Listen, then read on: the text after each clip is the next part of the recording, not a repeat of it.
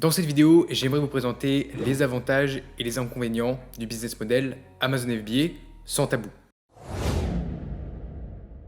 Je reçois des emails de personnes et je me rends compte que pas mal de gens ne comprennent pas bien le business model, ne comprennent pas exactement le fonctionnement et ce que cela implique. Ça fait maintenant 4 ans que je vends sur Amazon et je commence à bien connaître le business model. Alors il y a forcément beaucoup d'aspects positifs dont je vais vous parler. C'est pour ça que j'ai commencé à vendre sur Amazon et c'est pour ça que je continue de vendre sur Amazon. Mais forcément, il y a aussi des aspects négatifs, parfois dont on parle un peu moins parce que forcément c'est moins vendeur, mais comme tout business, tout n'est pas parfait. Donc cette vidéo, c'est pour vous aider à décider si ce business model est pour vous ou non.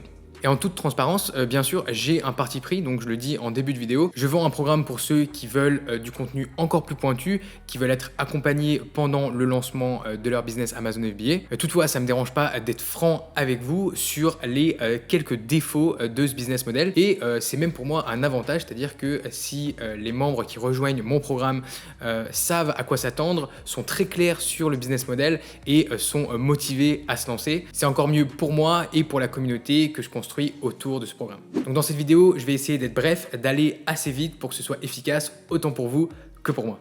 Alors d'abord, on va commencer par les avantages et le premier avantage incontestable, celui-ci, ça va être le trafic et les taux de conversion. Donc sur Amazon, vous avez vraiment accès à une base de clients qui est énorme, qui continue de grandir mois après mois. C'est juste, voilà, il y a des millions de clients qui sont prêts à acheter votre produit avec une très très forte intention d'achat. J'en ai parlé dans plusieurs vidéos déjà, c'est-à-dire que c'est pas des gens qui sont sur Facebook, c'est pas des gens qui sont même sur Google, c'est des gens qui sont sur Amazon, qui viennent de rentrer un mot-clé bien précis, ils cherchent un produit, donc l'intention d'achat ne peut pas être plus forte. Un autre aspect positif d'Amazon pour vraiment bénéficier à fond de ce trafic et le convertir, c'est un environnement de confiance pour les clients.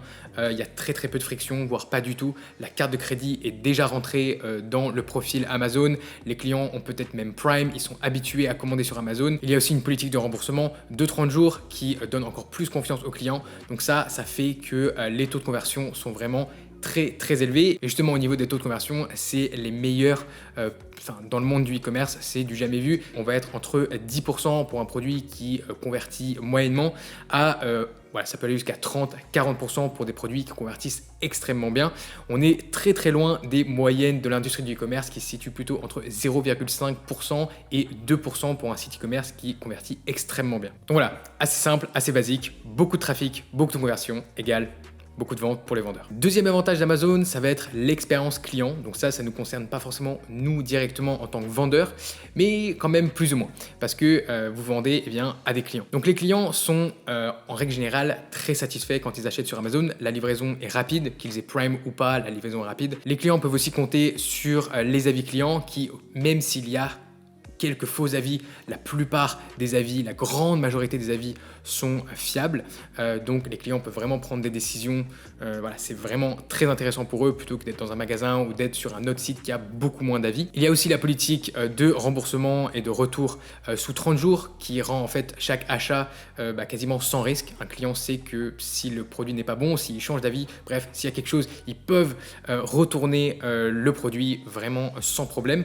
Donc tout ça contribue à faire que l'expérience client est bonne et c'est idéal pour nous en tant que vendeurs parce que ça minimise vraiment les maux de tête qu'on va avoir avec tout ça par rapport surtout aux autres modèles de e-commerce où vous allez toujours être en train de faire du support client. Sur Amazon, vous allez en faire aussi, mais il y a une grosse partie qui va être faite par Amazon ou qui n'aura même pas lieu d'être parce que les clients seront bien plus satisfaits et que l'expérience sera beaucoup plus lisse, beaucoup plus premium. Le troisième avantage, c'est que je pense que c'est une manière très facile de se lancer dans le monde du e-commerce.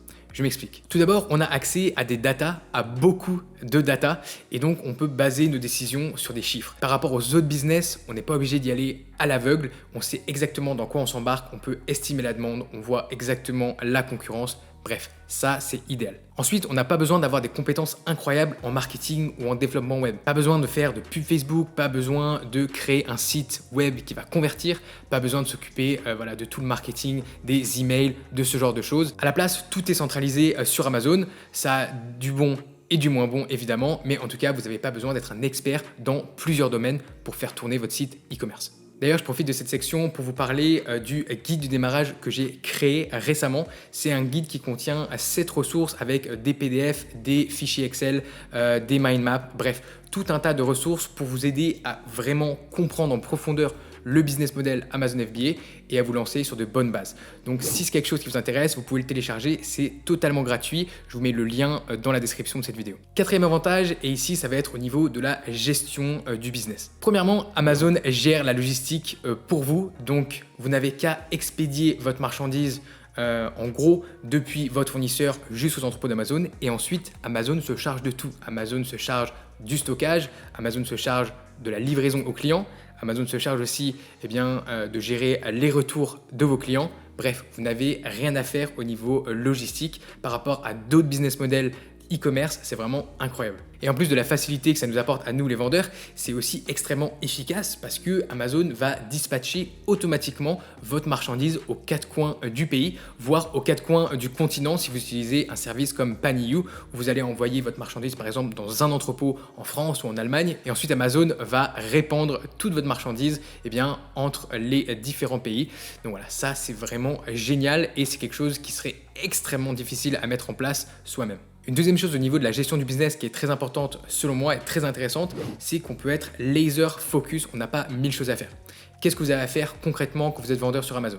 Commercialiser un bon produit, le ranker dans le top des résultats de recherche d'Amazon, avoir une page produit qui convertit les milliers de clients qui vont voir votre produit chaque mois, et ensuite faire un peu de gestion avec la publicité, le support client, gérer un petit peu son inventaire, sa trésorerie, ce genre de choses. Voilà, c'est vraiment les seules tâches que vous avez à faire. Une fois que vous avez fait ça, vous pouvez recommencer sur un nouveau produit, sur un nouveau marché et continuer. Finalement, quelque chose qui fait la beauté du business Amazon selon moi, c'est qu'une fois que la machine est enclenchée, elle tourne. Donc j'irai clairement pas jusqu'à dire que Amazon FBA c'est un revenu passif comme on essaie de vous le vendre parfois. Je pense pas qu'il y ait beaucoup de revenus qui soient vraiment passifs, à moins que ce soit un héritage par exemple.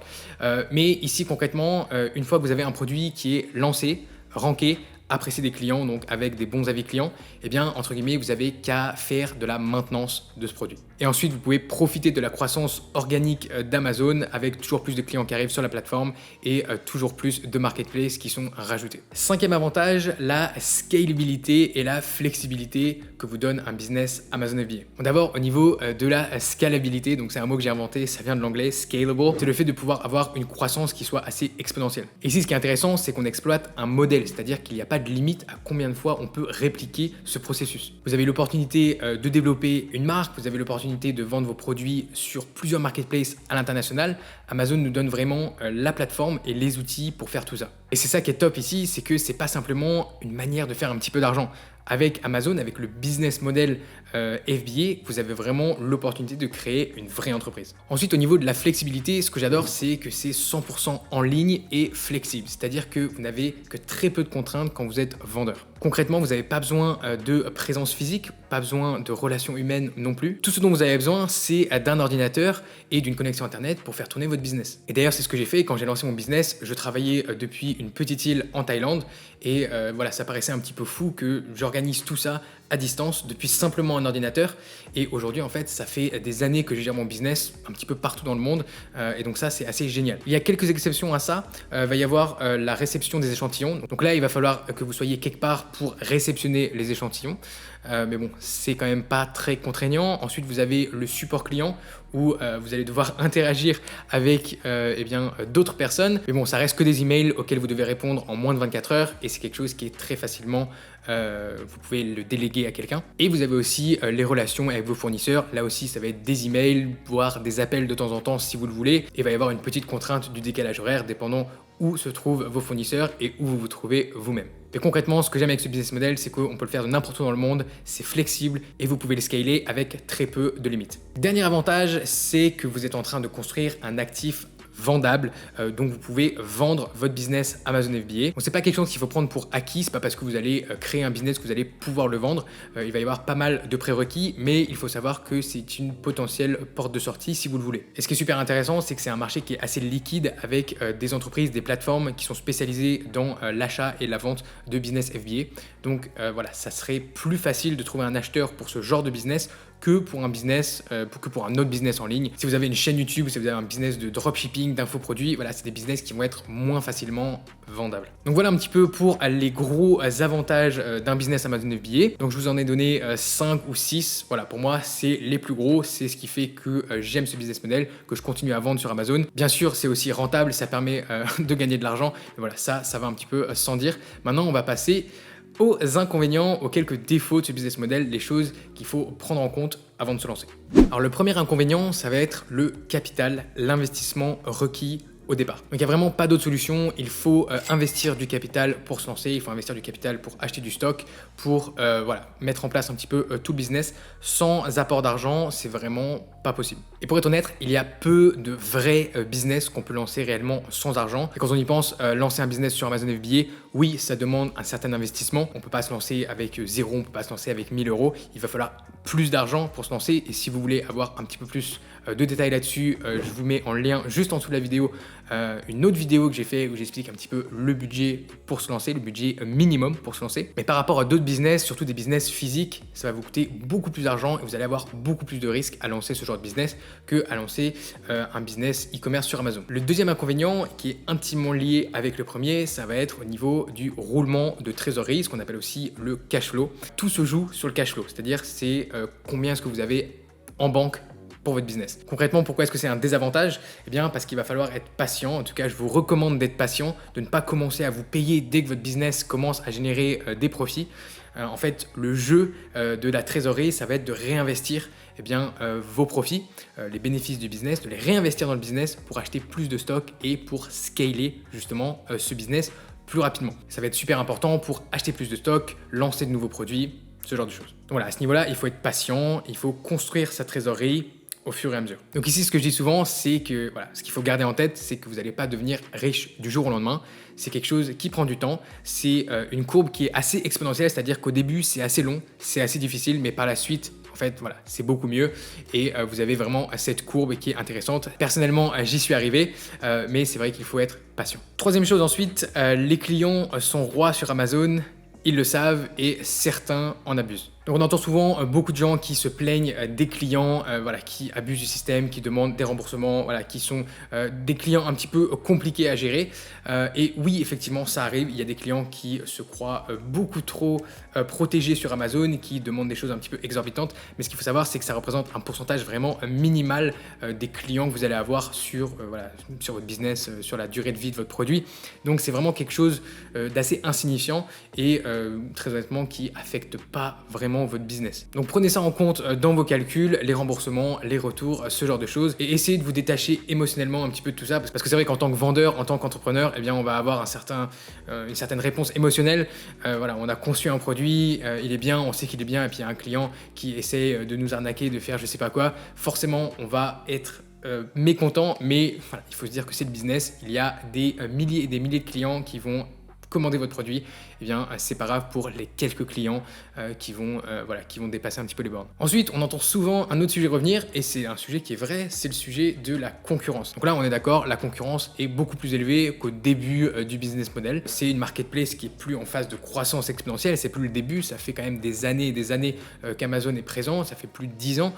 Donc, il y a plus de règles et c'est plus autant le Far West comme c'était il y a encore quelques années. Donc, dans un business qui est devenu plus mature comme celui d'Amazon FBA, il faut trouver des moyens de se professionnaliser, de se démarquer par rapport aux autres. Et le but, c'est vraiment de se placer au-dessus des concurrents, c'est-à-dire ne pas copier bêtement les produits des autres et faire en fait des copier-coller des produits concurrents, ne pas vendre des produits génériques, ne pas essayer de vendre des produits dans des niches qui sont extra populaires et extra compétitives. Mais si vous suivez tous ces conseils, si vous apportez de la valeur, si vous trouvez des niches sous-exploitées avec du potentiel, en étant professionnel et en offrant vraiment un bon produit, vous n'aurez pas de problème à lancer votre produit et créer votre business. Et en plus de ça, ce qu'il faut se dire, c'est que cette concurrence plus élevée va filtrer au final les concurrents, va rendre tout le monde professionnel, plus professionnel qu'avant et va du coup améliorer l'expérience client, améliorer la plateforme en général et donc au final c'est bon pour tout le monde, c'est un nivellement par le haut.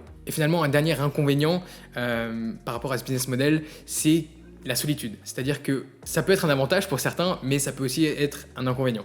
C'est-à-dire que vous pouvez tout faire tout seul, potentiellement depuis chez vous, sans sortir et avoir un business qui fait des millions. Donc c'est vraiment un piège auquel il faut faire attention, de ne pas rester enfermé tout seul avec ses chiffres, son ranking, voilà, son BSR, bref, ne pas vraiment s'enfermer dans sa bulle. C'est vrai que ça a du bon, vous n'avez pas à aller au travail tous les jours et à vous coltiner un collègue lourdingue, mais d'un autre côté, vous n'avez pas envie de vous renfermer et devenir un ermite voilà, qui fait tourner sa boutique e-commerce. Bon, je pense qu'à ce niveau-là, ce qui est super important, c'est de s'entourer d'autres entrepreneurs, de gens qui font comme nous, d'une communauté, peut-être d'associés à vos risques et périls, pour ne pas rester seul et pour voilà, avancer avec d'autres personnes. À mon avis, c'est vraiment important, surtout que eh bien, notre environnement, c'est-à-dire notre famille, nos proches, parfois, ils ne comprennent pas ce qu'on fait, ils ne comprennent pas vraiment l'importance de ce qu'on fait, que c'est un vrai métier, que c'est un vrai business, une vraie entreprise.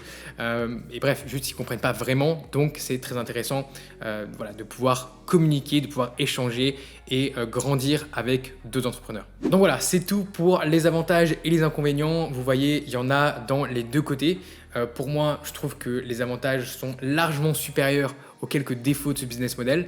Mais bon, après, c'est à vous de voir. Ça dépend de vos objectifs, ça dépend du type de business que vous voulez lancer, ça dépend aussi de votre situation personnelle, de votre budget. Bref, ça dépend vraiment de tout un tas de choses et je pense pas que ce soit un business adapté pour tout le monde. À mon avis, c'est un business qui est très bon pour des gens qui veulent construire un actif sur le long terme qui peut être revendu. Aussi pour les gens qui veulent créer un supplément de revenus ou alors vraiment un vrai business. Je pense que là, c'est valable pour les deux cas de figure. C'est aussi parfait si vous voulez rester anonyme, si vous voulez être flexible, si vous voulez travailler depuis n'importe où. Comme je l'ai dit, voilà, vous avez quasiment aucune contrainte.